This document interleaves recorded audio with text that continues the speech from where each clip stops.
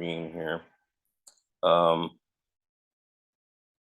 we're in Daniel chapter 4, and this is going to be the story, and some of you are going to be familiar with the story of Nebuchadnezzar when he loses his mind, or he's kind of reduced to an animal. He loses his kingdom for a while, and he's driven out into the wilderness, basically. And yeah, this is an old painting. I guess this is kind of like an old painting of this, like from a long time ago. It's kind of a famous artist, but this kind of kept on popping up. Um, but we've been talking about the image, right? And like the second chapter, there's an image that Nebuchadnezzar has a dream of, and it's an image. And remember, that goes back to the whole idea of being an image of God, going all the way back to Genesis 1. I'm learning more and more. If you want to figure out what a book is really about in the Bible, see how it relates to the first three chapters in the Bible. You go back to the first three chapters of the Bible, and in just about any story or any book, you're going to start seeing things you've never seen before in those stories, because they're all kind of reflecting on that, right? And with Daniel, well, I should say Nebuchadnezzar, he has that dream. It's an image, but the image is destroyed, and it kind of represents Babylon and the image that man makes for himself. Even though he's supposed to be the image of God, he gets reduced, and he loses what he's been put on the earth to do by making other images. God didn't mean for us to make images of anything else, or even of himself, because you're the image.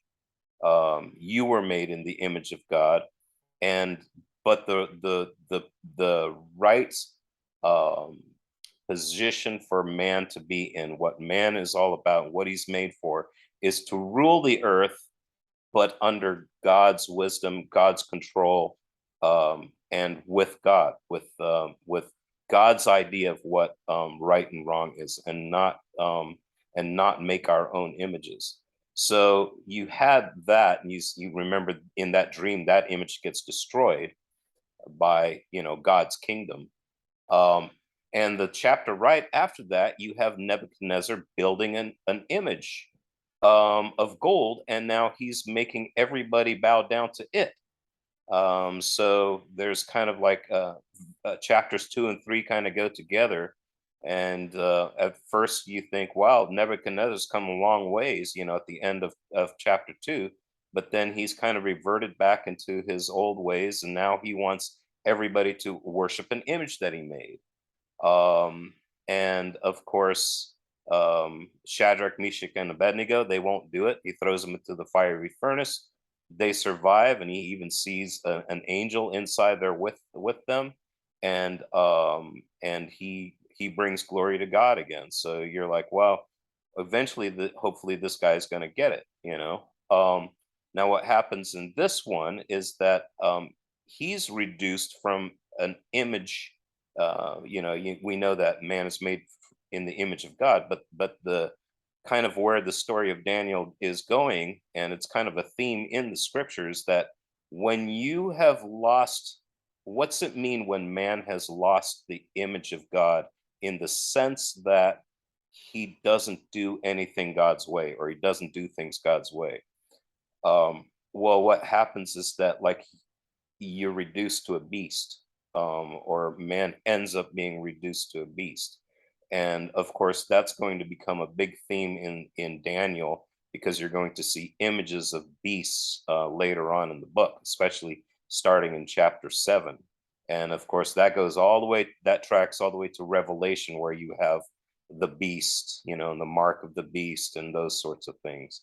Again, this goes all the way back to the first three chapters of the Bible, where man listens to a beast, which is the serpent, and then later on Cain, He starts, like God warns him, look at sin wants to have you and it's crouching at your door like an animal, but you must be master over it because you're the master over the beast, right? Of course, he succumbs to his temptation, his hatred and anger or whatever, and then he's exiled. So I would say between the image, the beast, and exile, that's what this story is all about. If you go back in the videos that we've covered, like maybe a year ago or something, I used the Daniel chapter 4, this chapter, as an example in a series that I did on exile, because this is also an exile story. Of course, Daniel is a book about exile, um, but we always know Daniel and his friends are in exile. They're in the exile in Babylon. But the king himself, he ends up in exile in this story. So verses 1 through 3, it says, King Nebuchadnezzar, and he's writing this. This is Nebuchadnezzar writing a book in the Bible. He actually, after all the stories about him, we actually have something written in the first person, or at least dictated in the first person, by Nebuchadnezzar himself.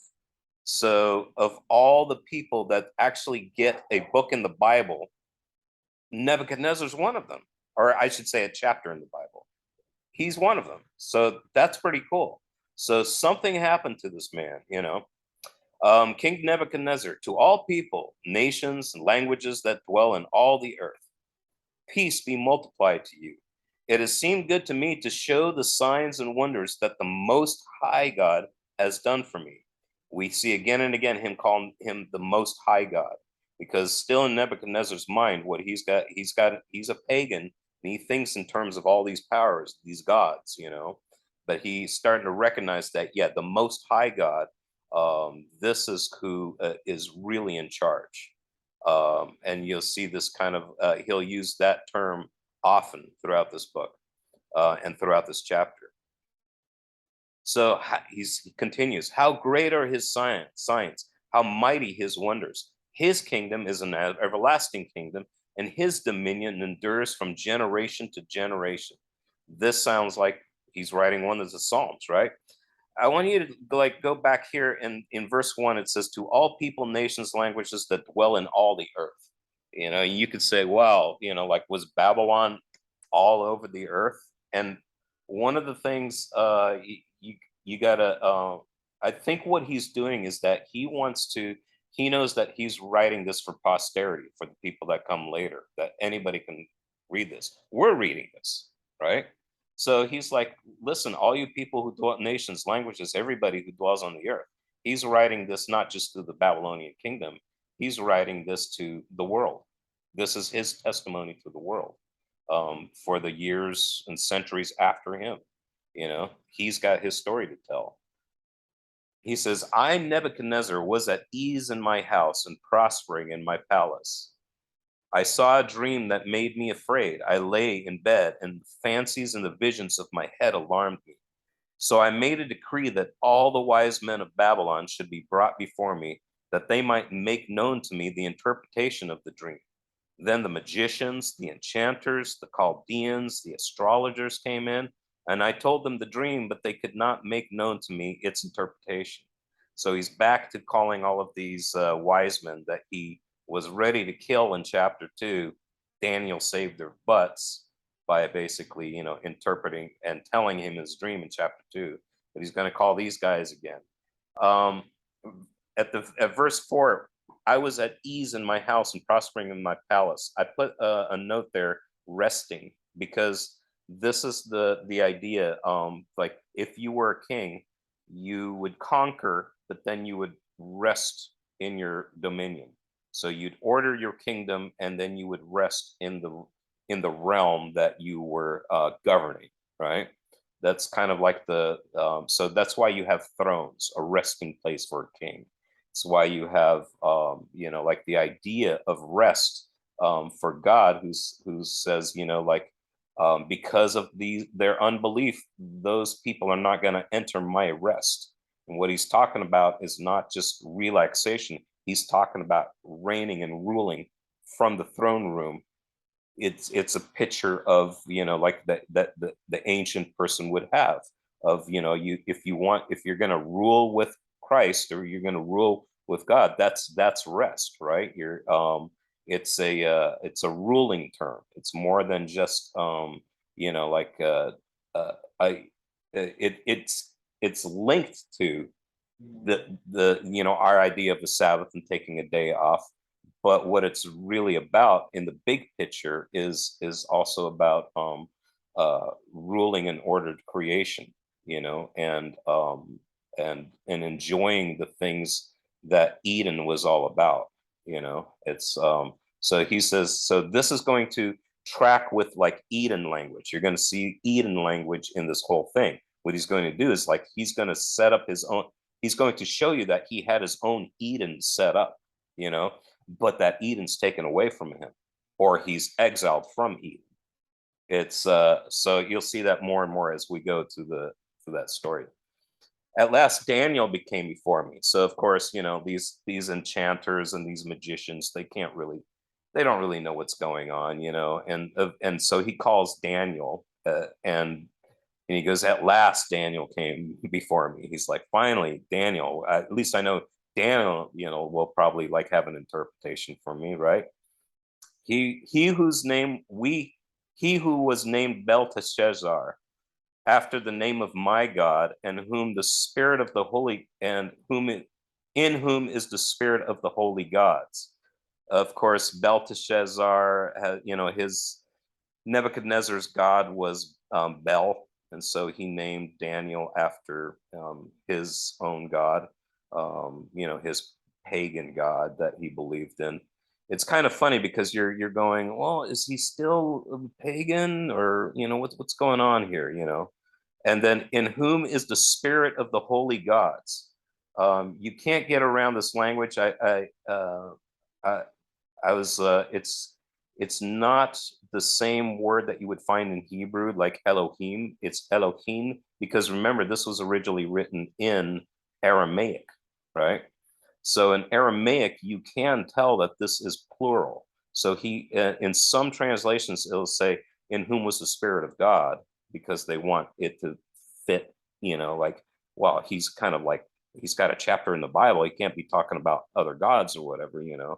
But this is in Aramaic, it is what he's saying, the spirit of the holy gods. And that's what you're going to see that again in chapter 6, and 5. And so he's, again, what he's saying is that, well, I'll explain a little bit more about that a bit later.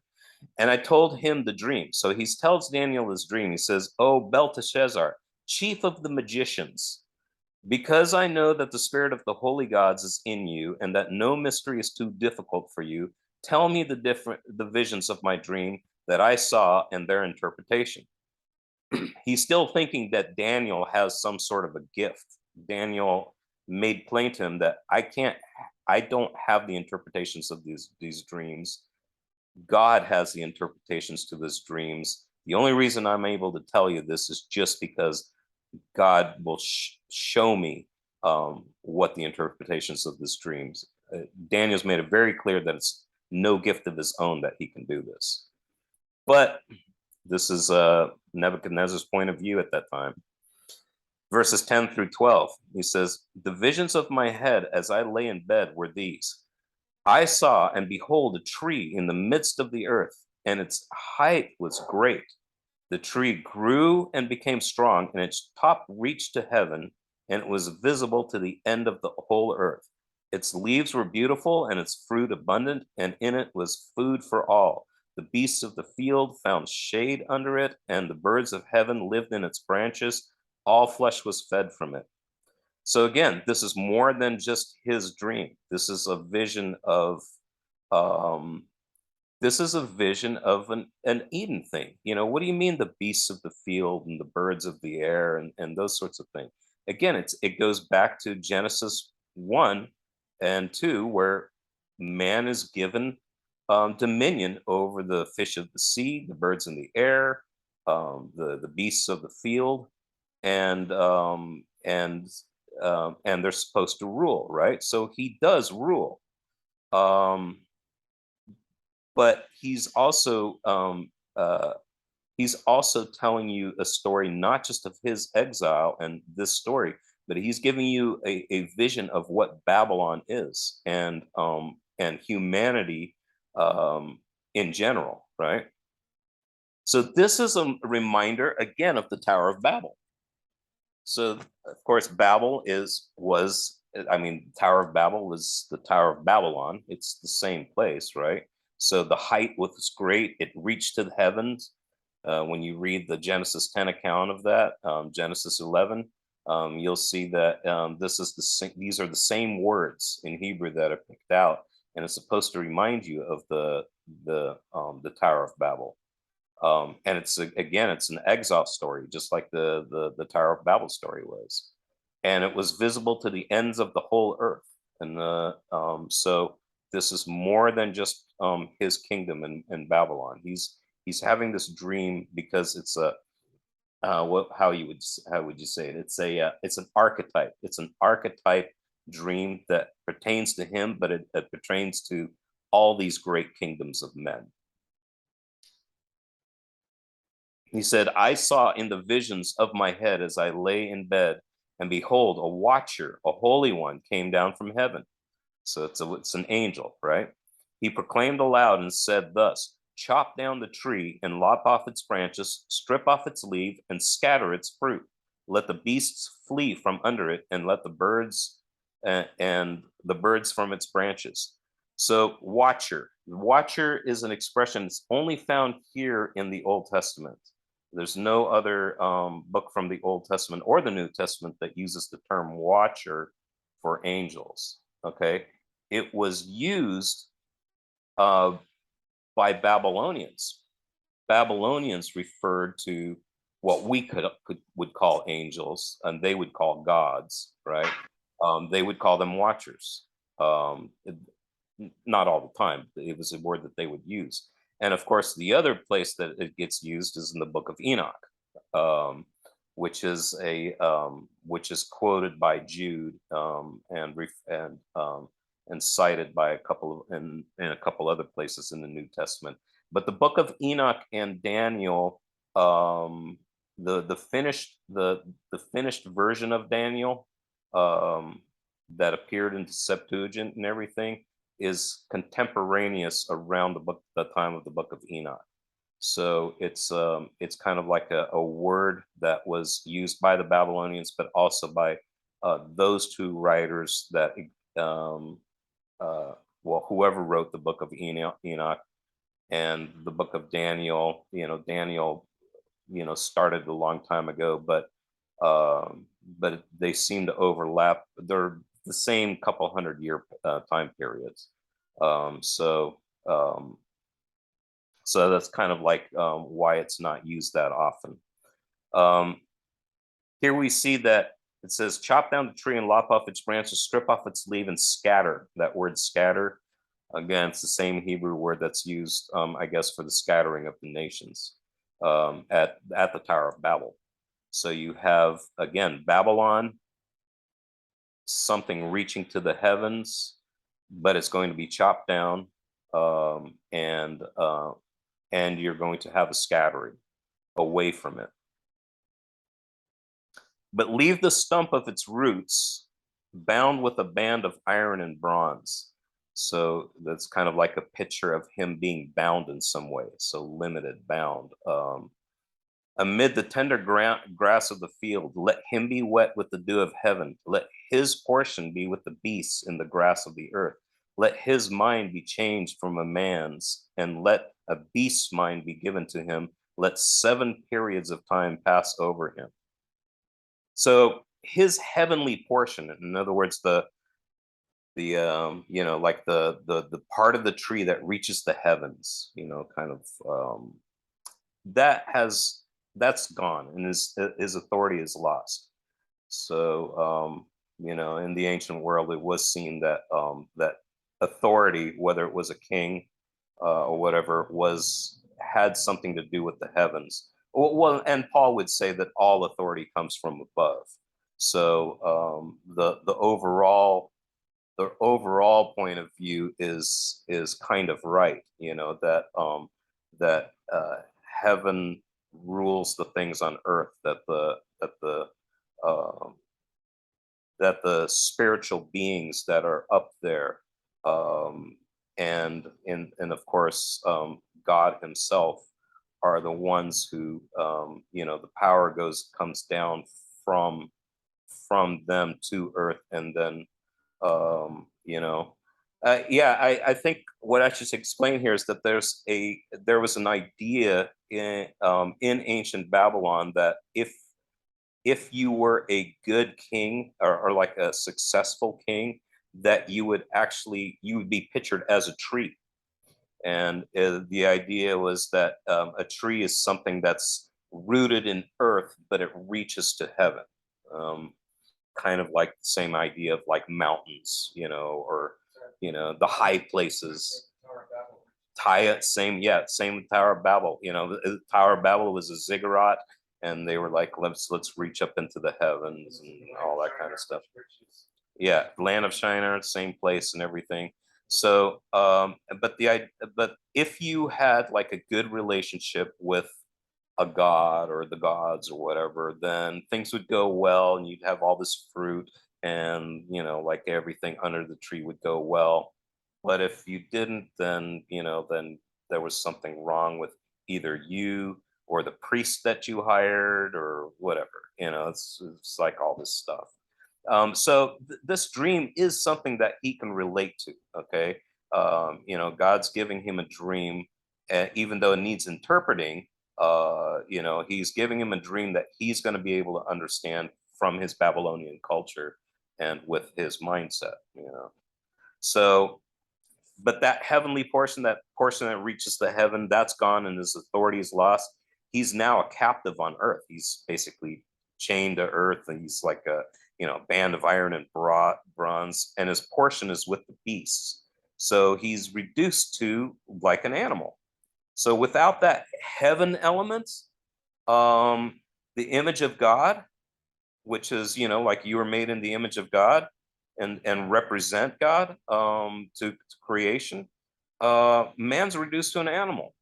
And a critic can look at humans and say, hey, we're just animals.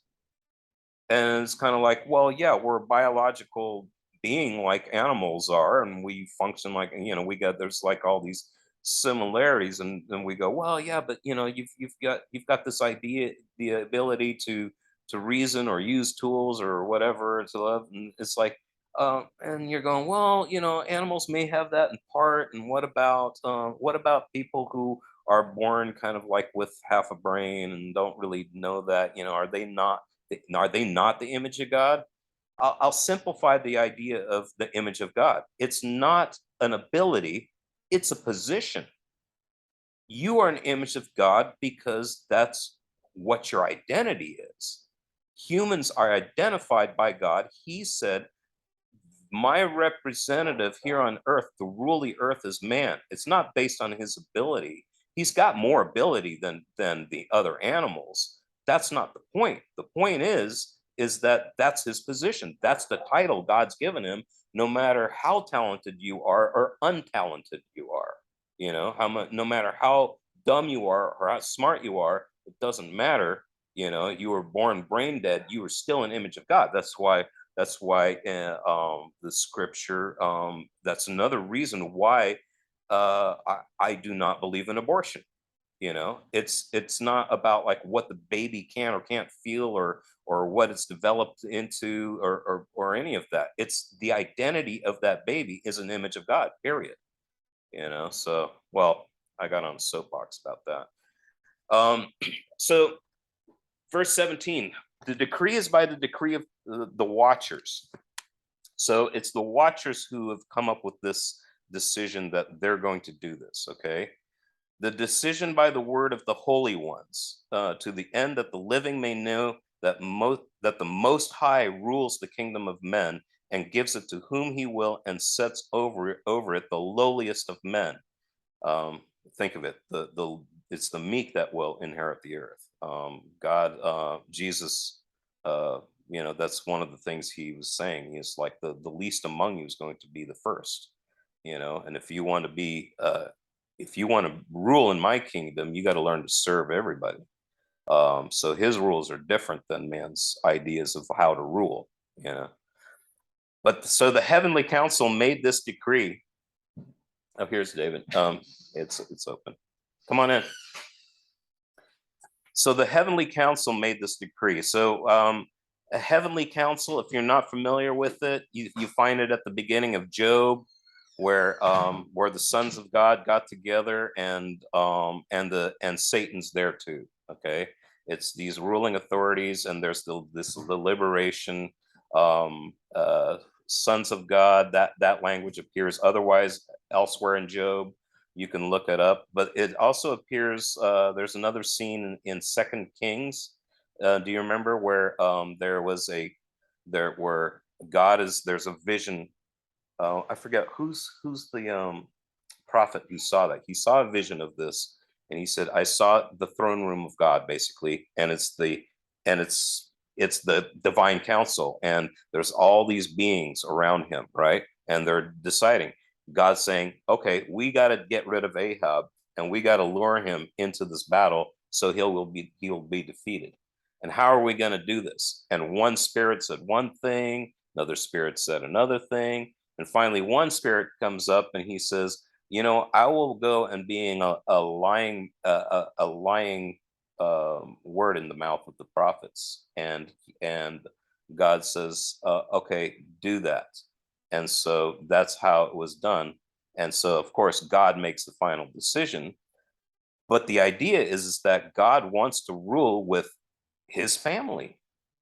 There are certain beings that he made to rule with him. One of them is the group that we call the angels. They're spiritual, heavenly council. They're called the hosts. They're are the holy ones. But on earth, he wanted man to do that. So you start seeing council ideas in the Bible. The council, the called out ones, the assembly, these are all words that come from this concept. So God rules and is pleased to share his rules with the sons of God. So the term holy ones that is here, here you get the holy ones, the decision by the word of the holy ones. We have a term that we translate when we're talking about people, when it refers to the people who are called holy ones, we translate that in our English Bible as saints.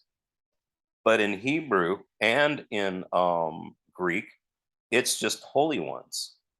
So the only reason that we came up with the word saints is to differentiate holy ones, humans, from holy ones, angels. But it's the same terminology in the Bible. So you get like the same thing with the sons of God. Sometimes you have terms in the Old Testament, sons of God, and it refers to angels, obviously. And then later, especially in the New Testament, you have sons of God, and you're seeing it applied to humans. But it tells you the story that God's trying to tell you. So the term holy ones, when ascribed to humans, is translated saints. Thus, to be a saint is to be a participant in the heavenly council, or a son of God. It's a little bit of background for you. So verse 18, this dream I, Nebuchadnezzar, saw, and you, O Belteshazzar, tell me the interpretation, because all the wise men of my kingdom are not able to make known to me the interpretation, but you are able, for the spirit of the holy gods is in you. Then Daniel, whose name was Belteshazzar, was dismayed for a while.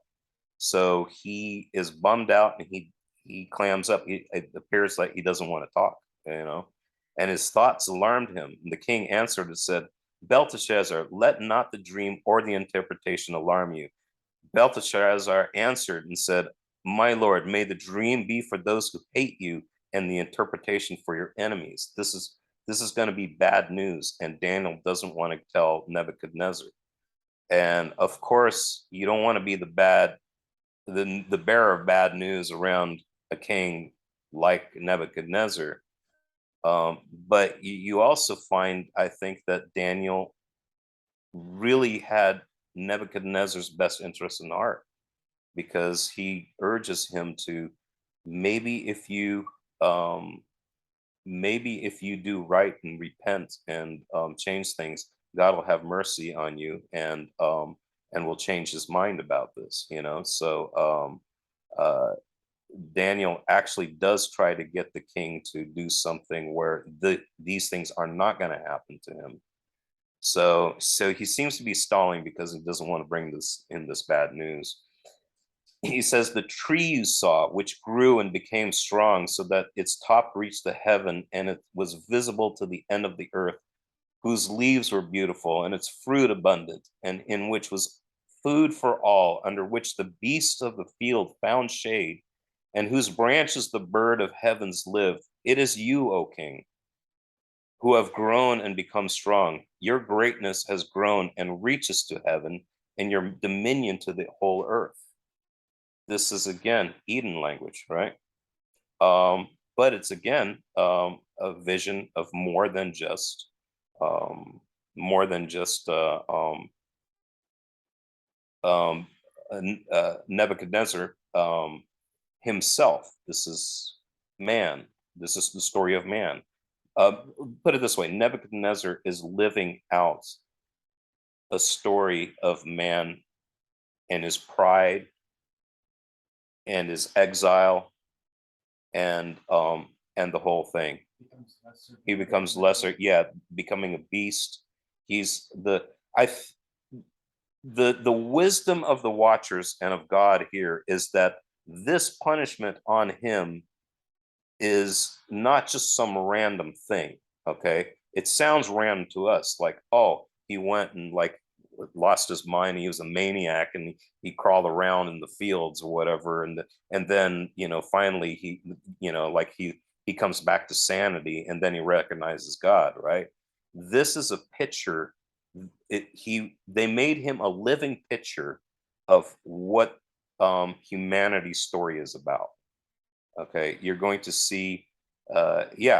I can I'll wrap it up a little bit, like when we get here. But this is almost like a prodigal son story too.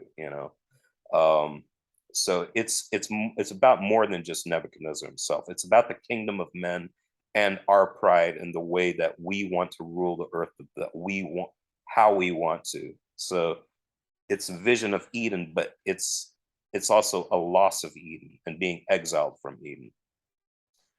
Let me talk. Herodotus was this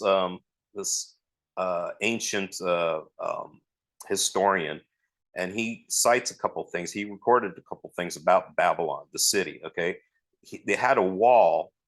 It's 56 miles long. Okay, that's massive for back in the day when like 56 miles long, 300 feet high. 56 miles long, 300 feet. That's huge by our standards, right? 25 feet thick. So that's it's long, it's thicker than this room is long, And it had a secondary wall, 75 behind it, that extended 35 feet deep into the ground. You know, it had 250 towers around the wall. They were 400 feet tall. This is a lot of construction to make on the backs of slaves, out of like rock that you have to cut out by hand, whatever. There's a moat around the entire city, a giant moat. The Euphrates ran through the city, so it's got the big river Euphrates, and of course, what do you know about Euphrates? You remember, and think like first three chapters of Genesis, right? Remember there was a water source from Eden. Where did it run to? The Gihon, Pishon, Tigris, Euphrates. So this is one of the rivers that was originally sourced from Eden in the biblical narrative. So you've got like kind of like an Eden in the middle of with the river that was originally sourced from Eden. It's like all these images are kind of coming to life in this city. It had a man-made mountain inside the city. Nebuchadnezzar used to live in a mountainous region, and then he kind of missed it, so he's in the Shinar Plain right now.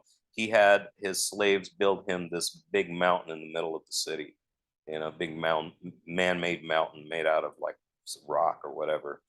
Um, he had hanging gardens. You've probably heard of the hanging gardens of Babylon. So it's all these raised gardens, and they're watered by hydraulic pumps.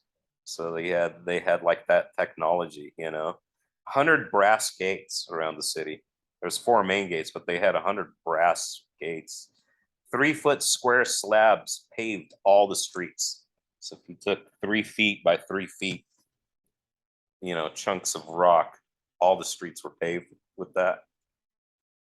The Great Tower was a big ziggurat, just like the Tower of Babel. The Tower of Babel was a ziggurat, in the middle of the city. 53 temples, including the Great Temple of Marduk, 180 altars to Ishtar. They had a golden table and a golden image to Baal, 50,000 pounds of gold between those two things, 50,000 pounds of gold, and 2 golden lions and an 18-foot golden statue. Yeah. So, like that, remember that golden image of chapter 3 that they did find that there was like I guess that had disappeared, but whatever. Here is kind of like an artist rendition. So you get like the outer wall, you got that big moat, the inner wall, and then the city inside. You got, these hanging gardens that were all the water came from the Euphrates. They used hydraulics to pump the water way up there. Here's another vision of, the hanging gardens. And then I guess this is I don't know if this is the ziggurat or if it's the temple to Marduk. I'm not really sure. So, he had some stuff to brag about, Say how long it took for them to do all. I don't know. Yeah, I don't know. And because this, verse 23, and because this king saw a watcher, a holy one, coming down from heaven and saying, chop down this tree and destroy it, but leave the stump of its roots and in the earth bound with a band of iron and bronze in the tender grass of the field, and let him be wet with the dew of heaven. Let his portion be with the beasts of the fields till 7 periods of time pass over. This is the interpretation, O king. It is a decree of the Most High. So Daniel is using the Most High language. It is a decree of the Most High. That's what Nebuchadnezzar is going to understand. You think of all these other guys. Let me tell you about the Most High God. Okay, which has come upon you, the Lord the King, that you shall be driven from among men, and your dwelling shall be with the beasts of the field. You shall be made to eat grass like an ox, and you shall be wet with the dew of heaven. And 7 periods in Daniel, get used to this idea of sevens and get used to these periods. But in this case, it means 7 years of time shall pass over you till you know that the Most High rules the kingdom of men and gives it to whom he will. 7 years. Well, let me go back to verse 17. We saw that the decree was, of course, by the watchers. Okay, so we saw that the decree was by the watchers. Here we see it is a decree of the Most High. So it gives you kind of like the full picture. The heavenly council comes and deliberates about something, says what we do, and God's like, I like that idea, I don't like that idea, let's do this. And but they did participate in this, but of course the Most High makes all the final ultimate decisions. The 7-year period seems to coincide with the time of the Antichrist, or the time of the beast. It's with the 7 times, and also the 7 kings, and then and then those have fallen, but one is going to come up, and him himself is the 8th.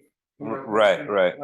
Like it's been capsized and rebuilt seven different rules. Right. And then it falls again, and then it rises again one more time. And then finally the kingdom of God comes and touches it. It's Right. So, but we have that 70th week of Daniel, which is a 7-year period, right? But that is the time where it's described as the beast. Also, like you have the description of the beast in Revelation. And what you have is you have this period of 7 years, right? So what you have is that you have in this story, you have the 7 years of Nebuchadnezzar being a beast, if you think about it, right? Or being handed over, or given the mind of a beast. Being humbled. Being humbled, yeah. But again, this is like if you're going to rule the rulership of men apart from God reduces men to beasts. And the worshiping of an image rather than worshiping God also does the same thing. And so I am actually, like, in a couple weeks, I'm going to kind of rehash this and kind of like, but like hopefully get it so that you see a big picture of it, because it's a theme that starts in Genesis, and it really like comes to a head here in Daniel chapter 7, which we haven't gotten to.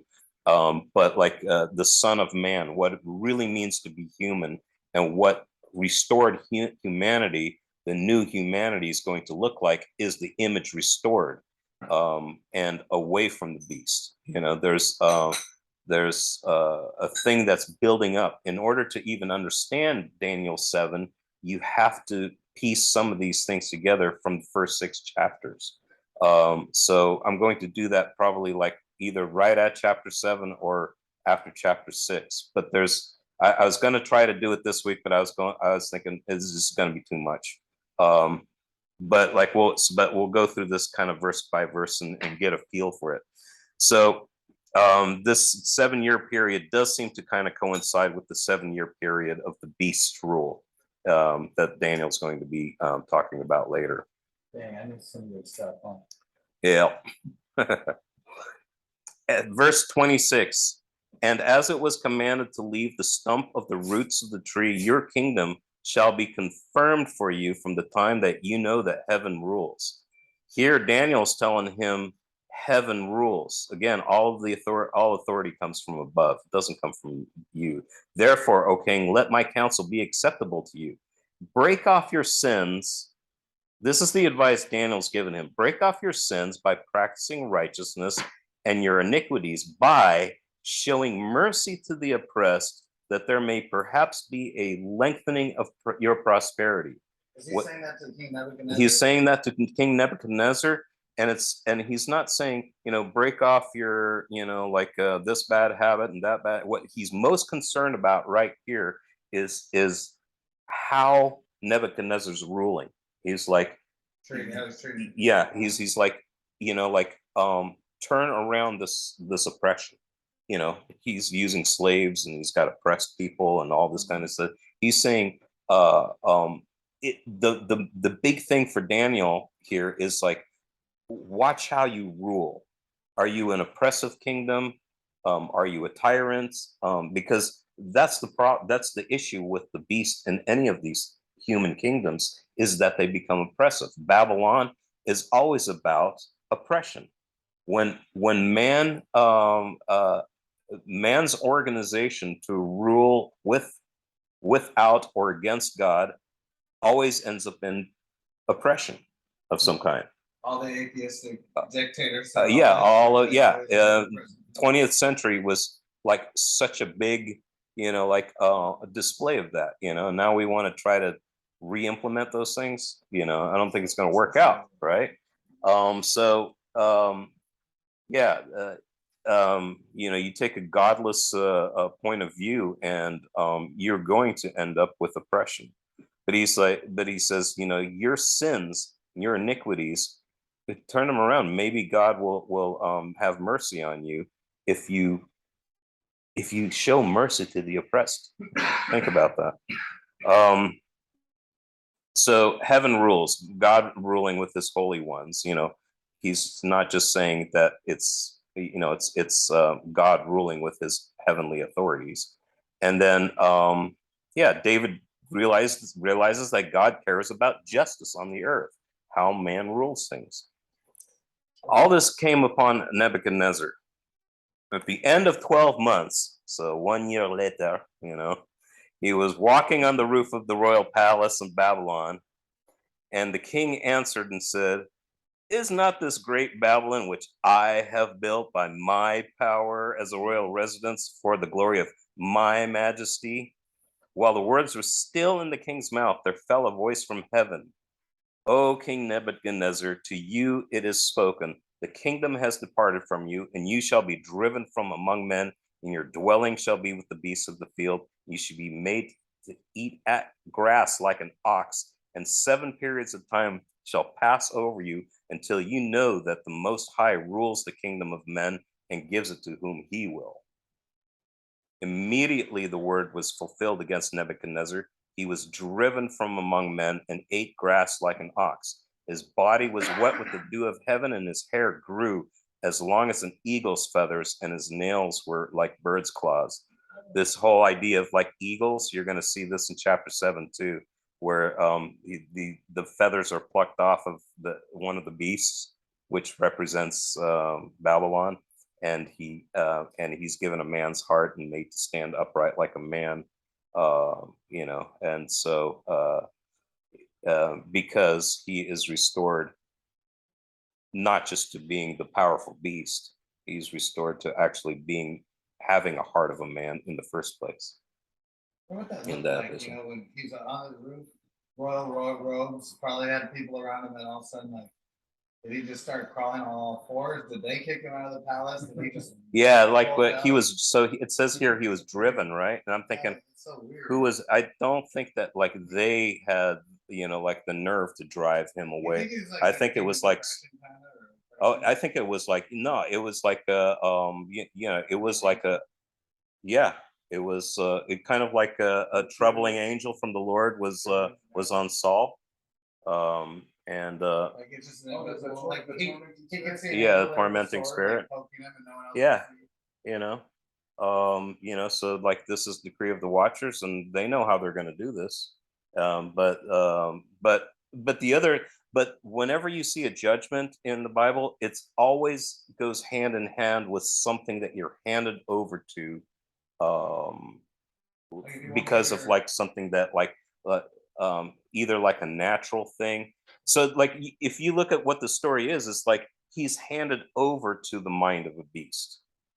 Okay, because really what this vision is telling you is that if you if you are cut off from heaven and God's rule, and you're just ruling on earth with none of that connection, you're one of the animals, disconnected from heaven, and you're calling to be an image of God. What are you? What are you? You're flesh and blood. and that's what You're saying. you're from the dust of the earth. We you say know that when people they're acting like animals. they're acting like animals, and that's kind of like that's one of the big themes in the Bible is the beast, or being the animal, like or living like an animal or something like that. It's like that, because what happens when you're still the image of God in principle, but what does it mean to be the image of God when you're oppressing, when you're murdering, when you're doing all this evil stuff? Does that reflect God? It doesn't reflect God. It's not really his image. You still have the calling to be that, or that's still man's destiny to be that, but you're not acting like it. You're acting like you're going on instincts and just your animal desires. That's kind of, and even if you put that in some fancy kind of dressing and say, well, like, and philosophize about it, and come up with all these what do you call it, the ideologies, and like lofty things that sound fancy in philosophy, it still ends up being tyrannical and animalistic. It ends up being the beast. And there's going to be an ultimate expression of that. When you get to the beast, it's not just like all of a sudden there's the beast. It's been a thing that's been around in scripture the whole time. It was crouching at the door when Cain was told, you got to be master over this, because you got to be master over the beast. Just like Adam and Eve were not to listen to the serpent, they were to listen to God. They were supposed to be master over the beast. Why are they taking advice from a serpent, another beast in the garden? It's like it goes all the way back to those things. So verse 34, at the end of the days, I, Nebuchadnezzar, lifted my eyes to heaven. So finally he looks up. Okay. That's weird. This is actually written from. It's written from Nebuchadnezzar. Yeah. Nebuchadnezzar has a chapter in the Bible that he wrote or dictated. It's pretty cool. And I fully expect to see Nebuchadnezzar, in the kingdom of God. Dude, I was talking to a Catholic priest today, or I guess he's a youth pastor, about like, wouldn't it be crazy, all the people that could have come to the Lord on the, like, who knows? I'm not saying this because I love Hitler, but I'm like, Hitler could be in heaven. We don't know. You know what I mean? Like, Yeah. no Well, one I don't likes give that much chance, but yeah, no you never one know. likes that example, but it's so crazy. Like, Yeah, I guess, like, and if you think about like Nebuchadnezzar, right, and you're going, wow, this is like the guy who defined Jewish exile, but he was also chosen by God. Isaiah says so. Nebuchadnezzar is my servant to do this thing. And Nebuchadnezzar has been given these dreams by God. That now you've got two dreams that God breathed into his mind. So I know, right? It's like, well, how about us who have like served you faithfully all this time? You're giving Nebuchadnezzar these dreams, You already explained it to me. I know, right? So anyway, I, Nebuchadnezzar, lifted my eyes, and my reason returned to me, and I blessed the Most High, and I praised and honored him who lives forever. For his dominion is an everlasting dominion, and his kingdom endures from generation to generation. All the inhabitants of the earth are counted as nothing. In other words, they're compared to God, they're nothing. Okay. And he does according to his will among the host of heaven and among the inhabitants of the earth. I love that statement. Among the host of heaven and among the inhabitants of the earth. Well, he created them all, right? And none can stay his hand and say to him, what have you done? Or what are you doing? This sounds like Job, right? Like who can say to God, what are you doing? What have you done? At the same time, my reason returned to me, and for the glory of my kingdom, my majesty and splendor returned to me. My counselors and my Lord sought me. In other words, they went out and found him somewhere. And I was established in my kingdom, and still more greatness was added to me. Here you kind of think like my reason, my majesty and splendor returned to me, my counselors, it sounds like me and I statements, but what he's saying is that greatness was added to me. So he's seeing that this is being done from the outside. He couldn't have done this on his own. That was given to him by It God. was given to me. Yeah. So now he's recognizing that it was given to me. It's not just and that is like that's huge. When you read the book of Ecclesiastes, you read all about this guy and from his point of view who has accumulated, done all these things, and even gone after the things that he saw, like in Eden. He's like, I tried to make Eden work, and I accumulated this. I looked for wisdom. I did all this, and what was it? It was meaningless. And then he comes to the conclusion at the end of the book that you live for the things that God gives you. To enjoy the bread, enjoy the things that God gives you, because those are the things that that are going to mean something. You can have what's it matter if you gain the whole world like Nebuchadnezzar did, but you've lost your soul, So still more greatness is added to me. Now I, Nebuchadnezzar, praise and extol and honor the King of heaven, for all his works are right and his ways are just, and those who walk in pride he is able to humble. This story can be compared to the prodigal son parable. Let me show you. So you have the story of the younger son and the prodigal son, and he takes his inheritance and he goes into exile. This is kind of the story. He goes into a self-imposed exile. There are some exiles that you see that God kicks Adam and Eve out of the garden. They go into exile. Job is a inflicted exile. He runs away from God, but he goes into exile. I'm sorry, Jonah's in exile. Sorry, I was like do that. Jonah's in exile, and he ends up like in Hades, right? Because like the way in the belly of the fish, when he does his poem in Jonah 2, what he describes as Sheol. He ends up like in the belly of the earth, and he's the gates of Sheol, surrounded me, and its cords, like he was in bondage and all this kind of stuff, so weeds wrapped around his head and all that kind of stuff. The imagery is all about Sheol, Hades, which is the ultimate exile, so exile is a form of death, and the ultimate exile is death itself, so. But the younger son, he takes his inheritance. He's the human, and he goes into a self-imposed exile. He's like, let me take my inheritance, which is to, for us to be, to rule the earth, and you go, but let me just do it on my own. Yeah, so he squanders his inheritance by doing what is right in his own eyes. Of course, that never ends well, and he's reduced to living like the animals he's supposed to be watching over. He's eating pig's food. And he's like, even the slaves in my father's house, the servants, I should say, they eat better than I'm eating. Like what? The lowliest of his servants are way better off than me.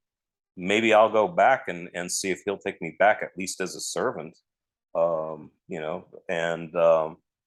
so he comes to himself, comes to his senses in some versions. So he has that, his sanity is restored in a sense, like he gets his mind back. His once he starts looking up, like Nebuchadnezzar does, and is going, well, I need to be with my father, and I need to let him rule over me, even if I'm going to be a lowly servant in his house. I need him to be in charge of my life again, and he knows he has sinned against. Oh, in Luke's version, it says he has sinned against heaven, which is kind of like where Nebuchadnezzar has sinned against heaven. He's,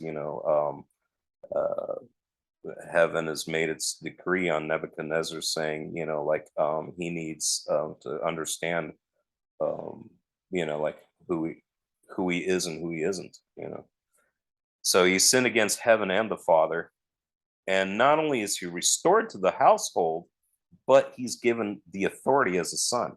So he's given the robe, he's given the ring. Those are symbols of authority in a house, and so like the garments mentioned, like for yeah. So and he's clothed, exactly, yeah. Like Nebuchadnezzar, he's lost his yeah, he's like laying on the field and dew, like probably naked or whatever, and he's doing all these things, but no, he's restored fully. And so some people think, some commentaries I've read think of the prodigal son story as the story of the rebellious human, Adam, the Adam, all of us, and that we come back, and that who the older brother is the angels,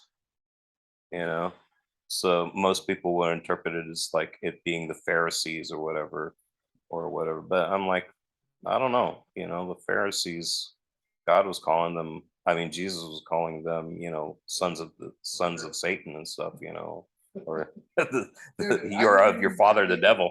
Jesus is so rough in the book. I know, Man, like, yeah. I John think he's way John the more Baptist lion- calling them a brood of vipers and stuff. So I don't Jesus is way know. more of a lion than he is the lamb in I, Matthew, man. I saw the Chosen, and it's so funny. The one guy, what is it, Shmuel in the Chosen, he's like, do you know that he called us the brood of vipers, do you know how they're born? It's like they hatch from eggs.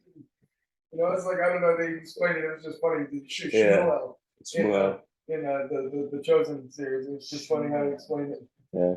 I'm like, I guess it's a pretty bad insult, like. Yeah. But I mean, if that's the way, it obviously it was truth, and Right. There's not to take offense to something like that, but when. it's hard to say like when a parable is just about one thing, so I do think that like there is definitely a layer in that parable about like humanity's exile, and really it's self-imposed. He can't rule with God if he's going to rule by himself. As soon as they decided we're going to define good and evil on our own terms, instead of God's, then you're on your own, but you don't belong in God's throne room or in Eden or among like ruling with him, until you come to recognize that like God rules and all authority comes from him, and you place yourself under them. Then you can finally be restored to what a human is supposed to be. A human doesn't function the way a human's designed, and it doesn't and we don't fulfill our purposes at all if we try to define our own purposes.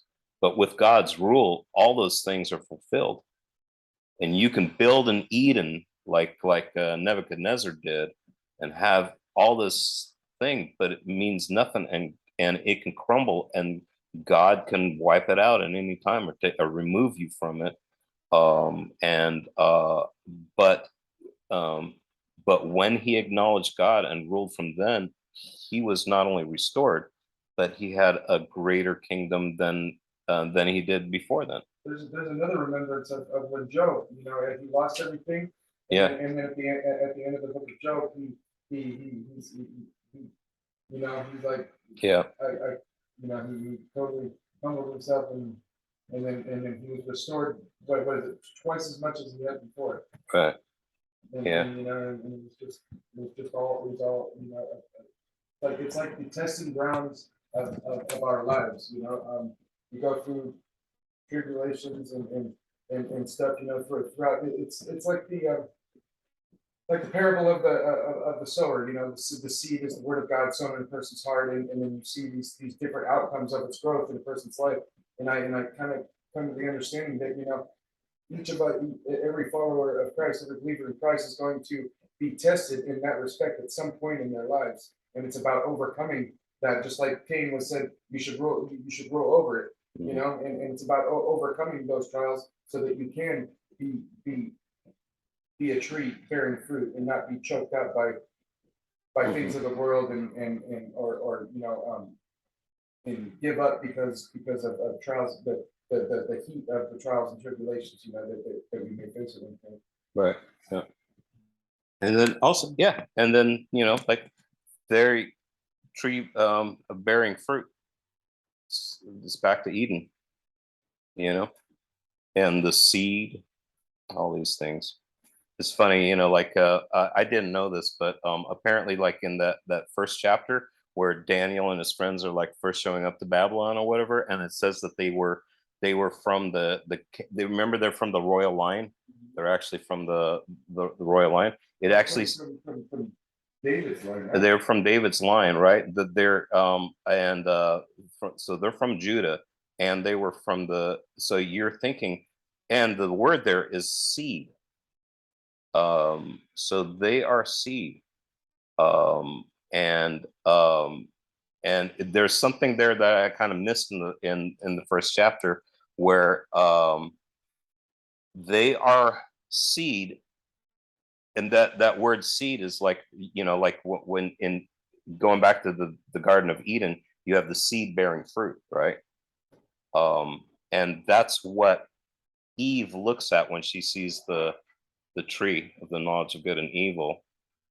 And so I did catch that, like, you had Nebuchadnezzar who saw the fruit, which they were the seed, and took, because that's Oh, seeing and wow. taken, right? Seeing and taken. But what's presented before them was things that they could see and take, which is the food that, like, that, and they didn't take it. Exactly, they didn't take it. And what they chose instead was, they said, we'll just eat vegetables, right? They're eating kind of like the Garden of Eden diet. Yeah, it's like they're like, yeah, right. They're going back to the, like, we'll eat like the seed bearing fruit and the seed. Yeah, and again, it's like I think the word seed in there is, again, there, like in the Hebrew or something like that, where it's kind of like it goes back. It's easier to spot these things in Hebrew rather than reading them in English. But there's going to be, like, there's all these words that are back to yeah, whenever, if you just read a story like with Genesis 1 to 3 in mind, you're going to see all this stuff in all these biblical stories. It's really cool. I really like the thing you said, like how Nebuchadnezzar saw and took the good seed too. I think Yeah, Yeah, because the see and take. all life really did start out just as everything had, just like every tree of the field, everything started out as like a seed, basically, I mean, well, God spoke everything in existence, but it's like a slow growing process, and it kind of, grew out, and then the fall happened. Just kind of like in similarity, just like you were saying with the Babylon and Nebuchadnezzar being in the vision about the tree bearing fruit and everything, symbolizing it being like Eden, and then that's really cool. Yeah, The comparison between that. and then of course, Genesis 3, the the seed of the woman versus the seed of the serpent. And so then you have these stories of, like, and you're going to see, like, these hints of seed. We're already supposed to think the seed of the woman, because when you trace the seed of the woman, you can trace it, like, you can trace it all through the kingly line, right? Because you're going, okay, Abel is the good guy, and we think the seed's going to come, because we know first story after Eve is kind of like, okay, so who's going to be this seed of the woman who's going to crush the serpent, right? And we're like thinking, well, Abel, because he knows how to worship God and brings an acceptable sacrifice. But now you got Cain, who, like, kills him. So now you're like, well, you've got a bad guy and a dead guy, and, like, where's the seed going to come from? But then Seth is born, right? And she says, God has given me another seed. It's not Adam who says that, it's Eve. So again, you're going, okay, seed of the woman. Now you start tracing Seth, and you go through Seth's line, you get all the way to Noah, right? It brings you to Noah. He's the one who survives. Out of Noah's seed, then you got Shem, Ham, and Japheth. There's something up with Ham. Japheth kind of goes nowhere, but you got to follow Seth, because it's from Seth where Abraham. You follow that line, and then it gets narrowed down. Hold on, and then so it gets narrowed down to, like, where it's kind of like, you got all these tribes. It gets narrowed down to Judah, and then you find out there's going to be a king, and then you go all the way through that, and then you get exile. And you're going, what's going on? And then you're going, wait a minute, you got David, and you got his friends. They're all royal seed. Is something going to happen here in this story? So, you're supposed, but then the eunuchs. So, like, you're going, okay, that's not going to work.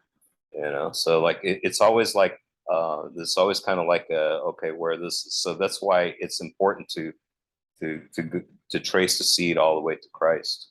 You know, sorry, what were you gonna say? Oh, yeah, I kind of lost my, thought. Yeah, That's cool. What are you saying though about after? I get that Seth came after Cain and Abel, but what were you saying about after Noah? Who to follow? He's got three sons, Shem, Ham, and Japheth. Yeah, It's gonna come through Shem. but That's why? that's where you get the Semites from. But is there a reason like Um, or like I mean we know that because it did, but like were you saying there's a way you could like know it was Well, gonna go through the him whole- ahead if of you- time, kinda? you're like you're reading the story. You got to be thinking, okay, well, we can trace it down to Noah. Now it's got like it's clear that it's got to come through one of Noah's sons now. But then, okay, so what's going to happen here? You read it like because yeah, it's got to be one of those three sons. Then something sketchy happens with Ham, and you figure it's not going to come through Ham. Ham becomes like Ham becomes like the father of the Canaanites and all this other kind of like stuff, and you're going, oh yeah, no. Yeah, no. And then I don't know about Japheth, but you know that it's going to come through Shem because that Abraham's going to come from that line eventually, and so. oh, when I was just, this connection that I had before, you know how his name first was Abram, and then Abraham because he's been made a father of many nations. It's It just has funny. nothing to do with Ham. It sounds like it would be though. It sounds like it No. would be though. I don't think it's got anything to do with Ham. Well, because of, the Jews, the mention of Romans 11, all being, grafted into the same, kind of thing, all the way back there in It's a it's head. hard to explain, but Yeah, I don't know. I'll check with somebody who knows Hebrew, but like it's like an insertion in his name, which is a het, which is a breath thing where God breathes. I forget the explanation for that, but I don't think it has anything to do with the name Ham. I think that's like Yeah, I don't think it I don't know. That's It's like it's not like hundreds of years later. I don't know. I don't. It is funny sounding. Well, you Yeah. gotta look in Hebrew what the root of their what like his name's like a combination name almost, like what are the different parts of the name mean? Yeah. I'll check that. I mean, I can check that out. I'll ask Evan what he thinks, or somebody who knows Hebrew. I don't. What did Abram mean before the name? I don't know. Aaron, like what did it say Abram meant? Abram. it's Abraham in Avram. yeah, Avram. yeah, it's Abraham. Yeah, but what did Abram, his previous name mean? I can look it up. Oh, you don't have it memorized? I'm expecting you to have all this stuff memorized, bro. Oh, man. You got a lot of stuff memorized. Let me see. Means father of nations. Father of nations. So what's Abram mean? That's Abram. Abraham is let's see. Oh, sorry. Oh, that's interesting. It's similar. Abraham is exalted father. Exalted Father. Okay. So before he was father of nations, and God said, you know what, you're going to be even more than that. Okay. Thanks. And then he ended up being the father, exalted father, not just a. So it was already in his name to be a father of many people. That's just already not Father of many people, right? Father of nations, but it turned into exalted father. That's interesting. I didn't realize that his name before already meant father of a lot of people, though. Yeah. That's cool. Yeah. I wish I could have got the first part, but. Well, let me start all over. I should just read Here, that. let me read this from right here real quick. It's from Abilene Publications. It says etymology of the name Abraham. The name Abraham is often reported to mean father of many nations, but that's rather obviously incorrect. Genesis 17:5, the Lord promises Abraham that He would be the father of many nations in Hebrew. I'm going to show some Hebrew here. Ab Haman Goyim, but that does not mean that Isn't Abram's that like name, Gentile? namely Abraham, means father of many nations. After all, when we name our dog Bob, because that seems like a good idea, we're surely not suggesting that Bob means a good idea. I mean, it's going on here, so it's Yeah. this part here. Means a good idea, are we? And sure enough, upon any kind of preliminary investigation, it readily appears to anyone that the phrase Abraham Goyim is not remotely similar to our name Abraham. The phrase contains no R, for instance, while our name does. God changes Abram's name to Abraham. Likewise, the Lord promises that Abraham's half sister and wife Sarah would become nations, or rather become international. Hayeta Legoim, and changed her name to Sarah. As with our name Abraham, the phrase does not relate to the name. The name Abraham follows from the name Abram by inserting the letter He in front of the final mem, and the name Sarah follows from, so man, this is going deep. Yeah, Follows from Sarai by replacing the final yod with the same letter He. So it's going through the different, yeah. it goes through the whole thing. Yeah, everyone would probably understand. I can't read Hebrew, so. Well, you notice Goyim in there, right? And you're going, that means Gentiles. It Gentiles, It might just mean nations in general. yeah. So like when you have like the in fact, what's his name? Ephraim is told that he is going to be the father of a handful of Goyim, or a fullness of Goyim. Because like a fullness was like if you had a handful, that's called a fullness, or it's like it's a terminology like a fullness of Goyim. So a question that I had is like, is this the fullness of the Gentiles that Paul's talking about right now? It's like when is but anyway, that's a whole other story, guys. Oh, actually, I'm gonna stop the recording and